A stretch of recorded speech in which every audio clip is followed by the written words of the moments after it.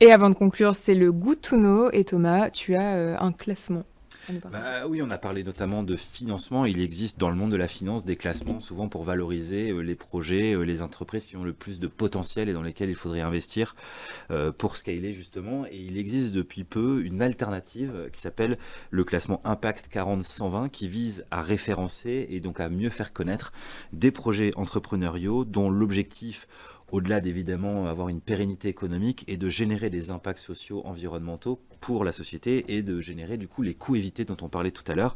Ce classement, donc l'impact 40-120, je crois, a eu lieu récemment dans la 2e édition dans le cadre du sommet Change Now. Et il se trouve justement, c'est aussi pour ça que je voulais l'évoquer, que Too Good To Go et Pimpan font partie de ce classement pour la qualité de leur projet, le potentiel qu'ils représentent d'ores et déjà, voire le potentiel qu'ils pourraient encore développer demain.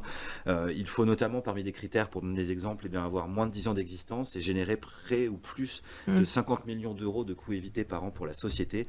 Voilà comment on va essayer de faire émerger avec ce type de classement une alternative pour que les flux financiers aussi, eux, se réorientent vers des projets de ce type qui feront qu'à l'avenir, la pérennité économique sera directement corrélée aux gains sociaux et environnementaux.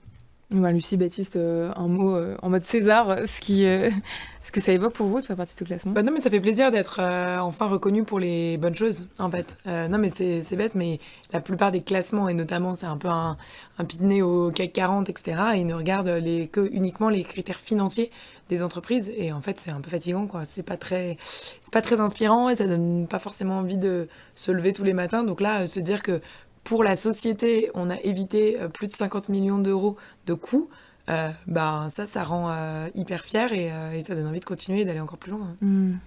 Ouais, c'est à la fois une fierté et c'est aussi intéressant de voir aussi toutes les entreprises, dans toutes les entreprises citées, voir l'impact général qu'on arrive aussi à avoir collectivement. Complètement.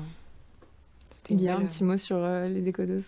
Nous, je dis toujours, nous, les associations, notre but, c'est de dépenser de l'argent. C'est bien sûr une blague. Mais nous, en fait, on est toujours en train d'essayer d'éviter des coûts et voire d'en faire gagner un peu à tout le monde, à la fois nos bénéficiaires, nos partenaires publics et les entreprises. Donc, ce sera intéressant de voir les méthodes de calcul et de voir comment Décodeuse y performe. Merci beaucoup, chers invités. C'est la fin de cette émission. Merci Lucie Bache, cofondatrice de Too Good To Go et de Poppins. Merci à Baptiste Amin, cofondateur de Pimpan. Et à Lilia Gazouani, directrice des opérations chez Décodeuse. Et bien sûr, merci à toi, Thomas. Quant à moi, je vous dis au mois prochain pour un nouvel épisode de For Good.